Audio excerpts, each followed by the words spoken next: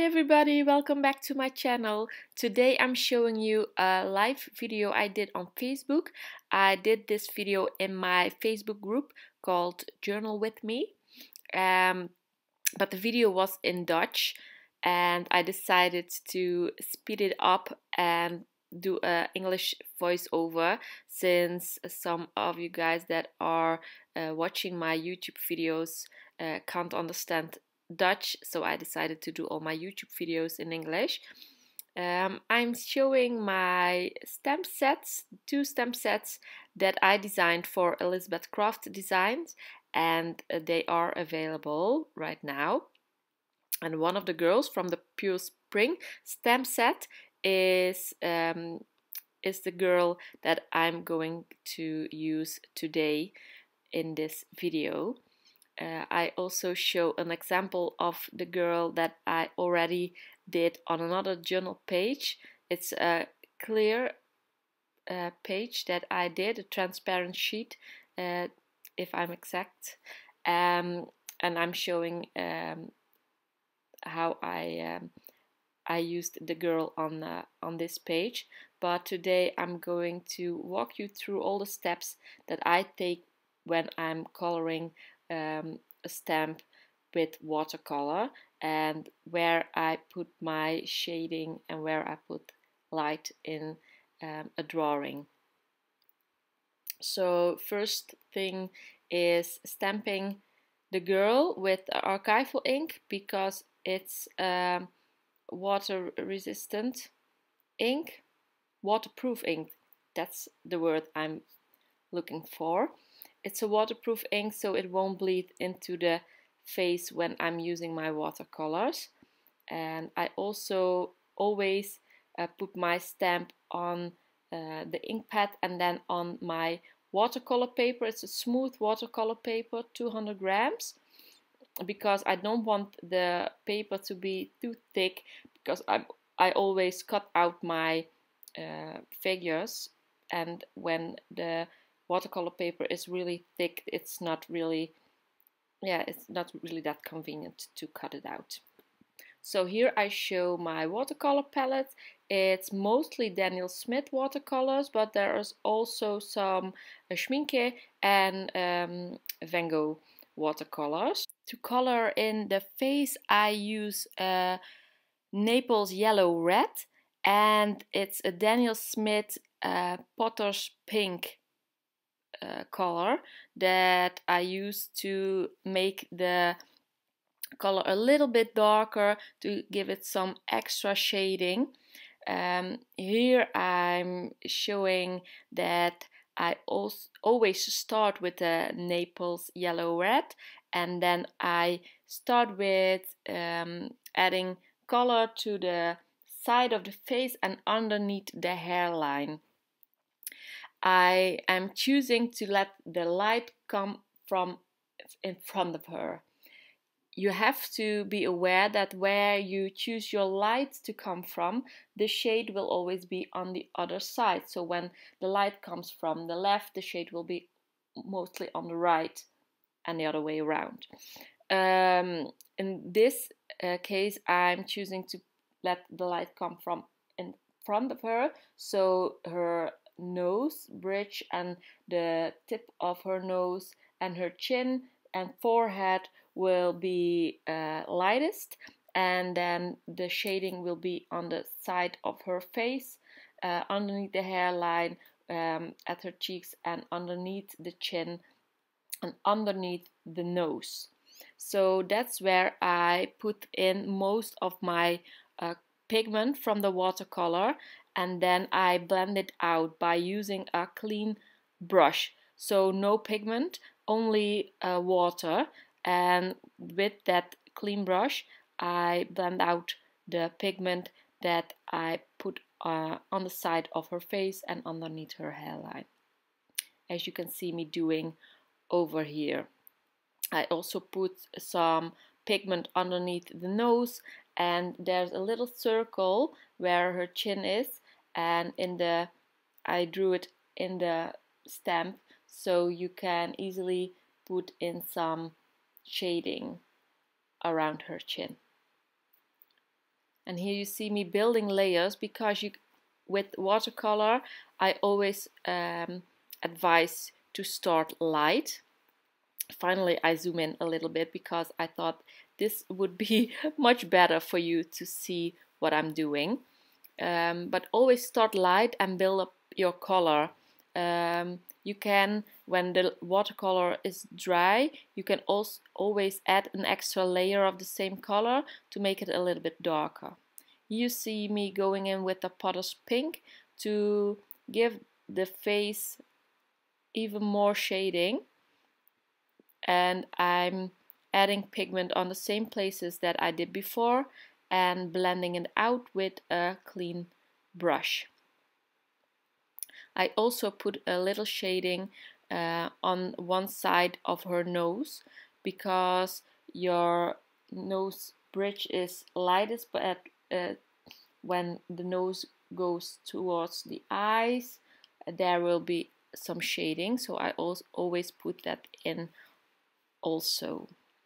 Now I'm telling that when your watercolor is wet, you have to be aware when you use a different color, like when you want to color in the hair or the eyes and you want to use a different color, for example blue for the eyes, then watercolor pigments always go towards water. So when your surrounding is wet, the pigments of the eyes will also go to the wet paint of her cheeks, and you don't want blue in her cheeks, at least not now. Sometimes it's cool to let your watercolors bleed, but in this case I want to keep the face clean and no blue from the eyes in the color of her cheeks.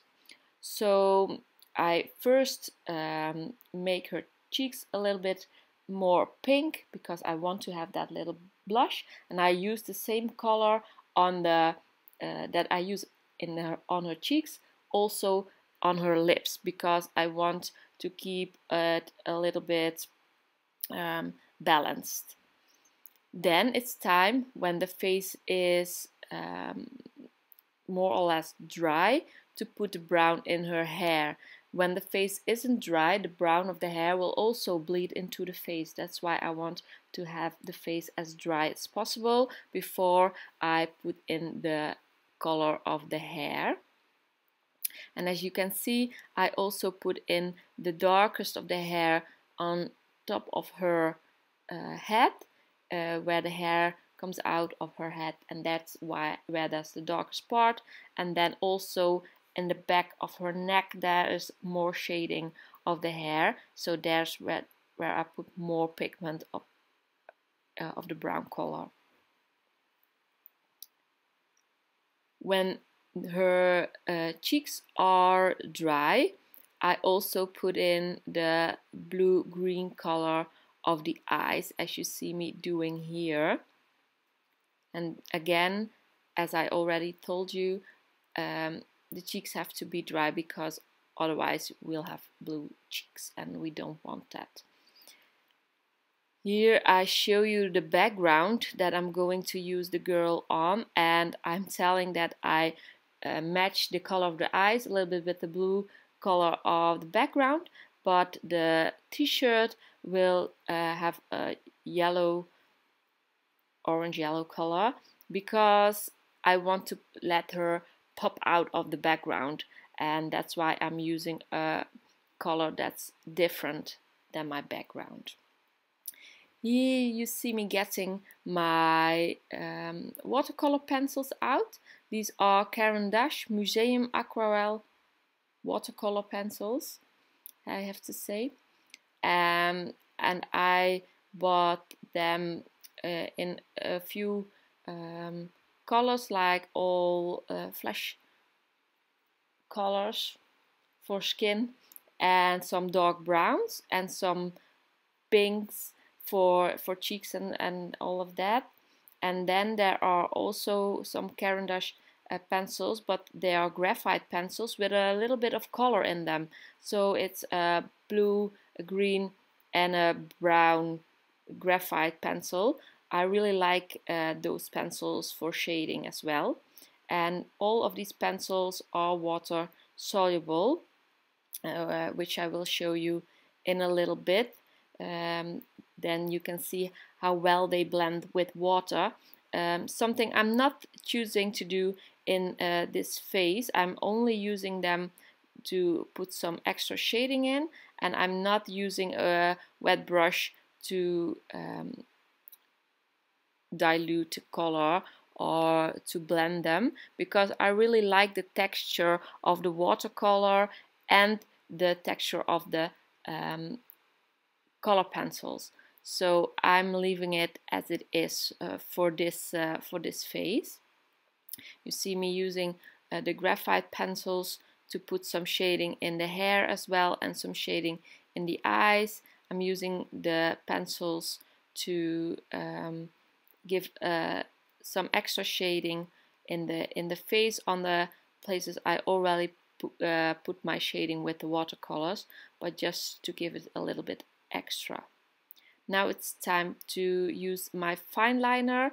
I always draw over the lines of the stamp, because sometimes they disappear a little by the pigments of the watercolor, and I really like that hand draw look that you get when you use a fine liner.